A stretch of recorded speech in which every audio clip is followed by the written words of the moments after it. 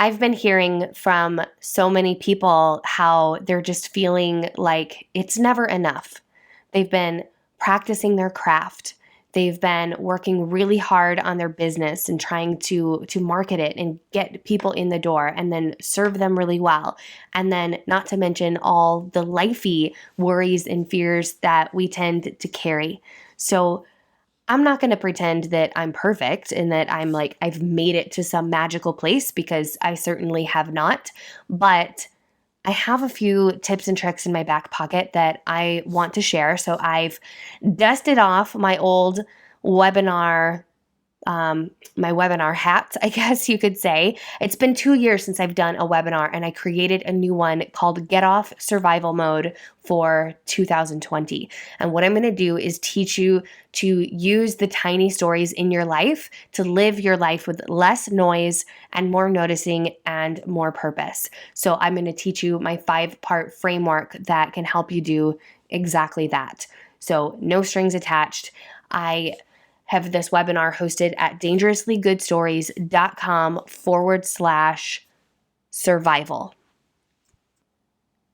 You already know what it's like to live under the spell of noise, where you just see problems to fix all around you. You've got goals that you want to achieve, and goals are not necessarily a bad thing, but sometimes they can be a consuming thing. So the goal of this Get Off Survival Mode for 2020 isn't to just squash the noise. I'm not going to sugarcoat it and pretend like I'm going to get rid of the noise in your life. But what I want you to experience is more intentional serendipity.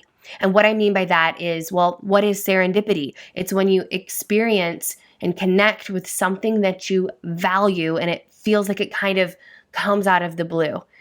In the dictionary, it kind of calls it luck. Well, I believe that we can train our brains to experience more of those moments of connecting with those things that we really love and care about and value. And it makes living through the noise and the hustle and bustle of life just so much more fun. And it makes us feel more awake and alive for the tiny stories in our lives. So that's what this is all about. Again, go to dangerouslygoodstories.com/survival. I'll see you there.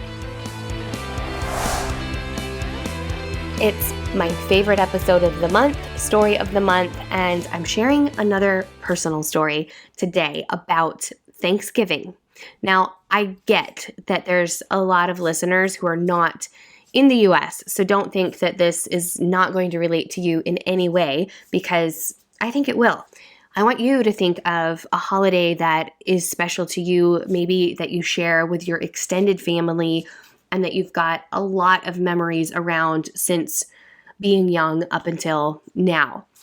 Thanksgiving for me it was always, I think, my favorite holiday. I would even put it above Christmas, and that's just because I love food. I know, but really, I love food. I loved just the flow of the day. It was always shared, I would say, between my grandparents on my dad's side and then my grandparents on my mom's side. Sometimes my mom would cook, but most of my memories actually reside at my dad's parents' house, my grandparents, the Zwicky side. And it was my aunts in the kitchen cooking together. I mean, usually they each had their own dish that they were responsible for, and they would cook and finish things there. I remember all of the men, all of my uncles and my grandpa in the living room. And usually it was pretty freaking loud from that room, whether they were bickering about politics or about something, or yelling at the TV when we were watching football. There's a lot of yelling when you're watching the Detroit Lions, I have learned. And go Lions. I loved it. I freaking loved that day because it was nothing short of fulfilling. I don't think I probably even spoke to my own parents or my sister the entire day, because I was always busy bouncing between playing with my cousins or eavesdropping on the conversations my aunts were having or stealing food. And after dinner, it'd be this mix. Like sometimes there'd be people cleaning up. There's people playing cards. There's lots of pies, pumpkin pie, pumpkin crunch, apple pies, all kinds of things happening. And all of a sudden, it was 2015 when I was having Thanksgiving at my sister's house. So she had just moved in with her then boyfriend. They're married now, and they were hosting their first Thanksgiving in their new home. So not only was I at a new place, but I was also meeting new people because his family was there as well. And I'll never forget being there. I was sitting on the couch. My kids were playing with the toys that she had out, and I just had this feeling of, how did I get here? Or when did this happen, that just sort of washed over me? I mean, even saying I had Thanksgiving at my little sister's house just sounded so weird and so foreign. And it made me realize how my parents, they were the older generation at this point, because all my grandparents had passed away. I had lost 2 uncles at that point, and Thanksgiving had sort of just become a new thing. I think that all of us were trying to navigate together without that central place that we would always go to, you know? And I mean, I was even telling my friend and photographer friend, you might know her, Dreama Spence. I was telling her the other day how I think the holidays have just become kind of weird, because I didn't actually hang out with my own family on the holidays that much growing up, because it was all about my grandparents and my aunts and uncles and cousins. Like, so it was time spent with everybody else. And now it's like there's this void, because they're all missing, because so many people have passed away, and those of us that are left, like, we don't get together like we used to. So it's different, you know? So I wanted to bring up just that little story. I know it's really, really short, because I want you to look at a holiday or special event with your family that you share with extended family. And I want you to look at the changes throughout the years. What's changed? What voids are you experiencing? Or what is the same? What synchronicities have you seen over the years? What things are you expecting to sort of be this everlasting thing? What stories might come to an end? What new stories have you been creating?